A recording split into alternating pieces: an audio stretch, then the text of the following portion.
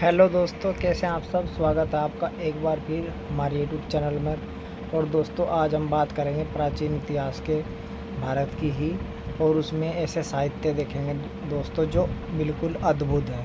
ठीक है, जो अद्भुत है। ठीक है दोस्तों, तो बहुत ही हास्यप्रद बात लगेगी आपको और बहुत ही रोमांचित बात लगेगी। तो दोस्तों, ये वीडियो अंत तक देखिएगा।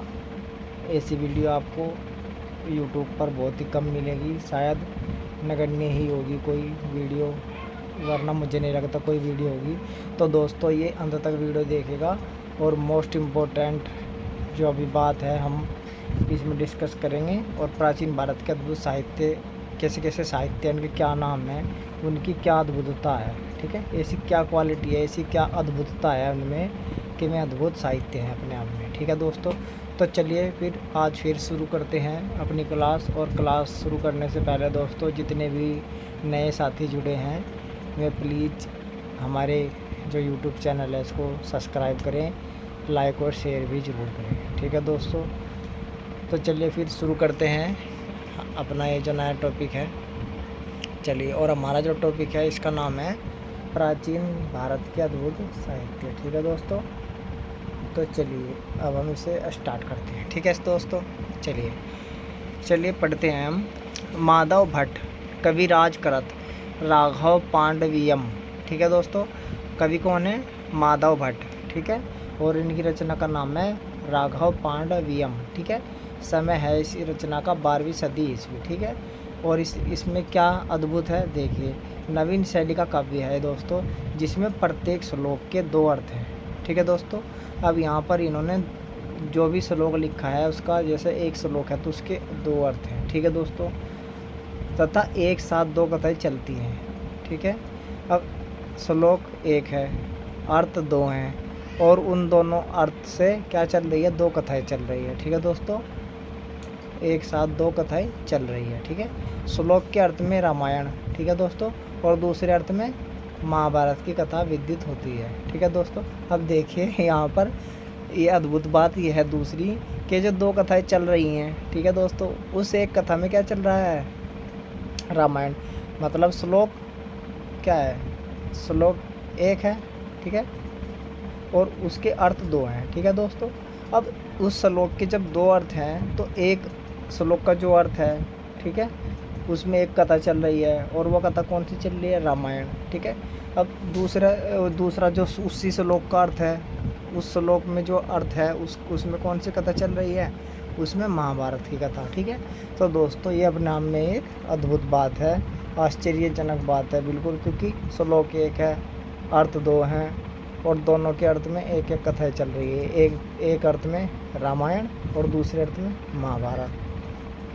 ठीक है दोस्तों, तो ये ऐसी अद्भुत जो साहित्य भरा इतिहास है, ये आपने अभी तक, मुझे तो नहीं लगता है कि आपने पढ़ा होगा। ठीक है दोस्तों, चलिए और रोमांचित होइए, और जो अच्छी अद्भुतता है वो भी पढ़िए, और जो जितने भी मतलब ऐसे साहित्य हैं उन्हें जानिए। ठीक है दोस्तों, तो ये पहला साहित्य था, माधव भट्ट का है, कविराज माधव भट्ट है, और इनकी रचना का नाम है राघव पांडवियम। ठीक है, अब राघव, यहाँ पर राघव भी आ गया, राघव पांडवियम। ठीक है, पांडव और राघव। ठीक है, तो इस तरीके से इसका नाम है, और इसमें एक श्लोक है, उसके 2 अर्थ है, दोनों अर्थों में 2 अलग अलग कथाएं चल रही है, एक में रामायण एक में महाभारत। ठीक है, कंप्लीट। ठीक है बच्चों, समझ गए? अगला देखिए, अगला है कवि वेंकटाधवरी। ठीक है दोस्तों, वेंकटाधवरी, और इनकी जो कृति है ये है यादव राघवियम। ठीक है दोस्तों, यादव राघवियम। ठीक है, और अद्भुत रचना है ये भी। ठीक है दोस्तों, अब इसमें क्या अद्भुतता है चलिए देखते हैं। इसे सीधे पढ़ने से, ठीक है दोस्तों, रामायण की कथा, ठीक है, देखिए, इसे यदि सीधे पढ़ेंगे तो रामायण की कथा, तथा उल्टा पढ़ने से कृष्ण की कथा महाभारत विदित होती है। ठीक है दोस्तों, अब देखिए इसकी जो अद्भुतता है, पहले में श्लोक अलग थे, ठीक है, और मतलब श्लोक 1 था, अर्थ उसके अलग अलग हो रहे थे। ठीक है, उनमें महाभारत रामायण के अलग अलग कथा चल रही थी। इसमें क्या है, यदि हम सीधा पढ़ेंगे, ठीक है, तब रामायण की कथा, यदि उल्टा पढ़ेंगे दोस्तों महाभारत की कथा, ठीक है, मतलब कृष्ण की कथा हमें विदित होगी, ठीक है, पता चलेगा, ठीक है। तो चलिए ये भी एक अपने आप में अद्भुतता है, ठीक है। चलिए अगली देखते हैं। अगली है संध्याकर नंदी कृत, ठीक है। अब संध्याकर नंदी कौन है? अब ये हैं एक कवि, ठीक है, रामपाल रचित भी। अब देखिए इसकी क्या खासियत है, ये भी द्विवर्ती है, ठीक है दोस्तों। ये भी क्या है? ये भी द्विवर्ती है, ठीक है, द्विवर्ती रचना है। अब इसकी रचना क्या नाम है? रामपाल चरित, ठीक है, और लिखी किसने? संध्याकर नंदी, ठीक है।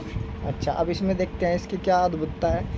इसके प्रत्येक पक्ष में, ठीक है दोस्तों, प्रत्येक पक्ष में रामायण तथा पाल शासक रामपाल के चरित्र सलेश द्वारा कहे गए हैं, ठीक है दोस्तों।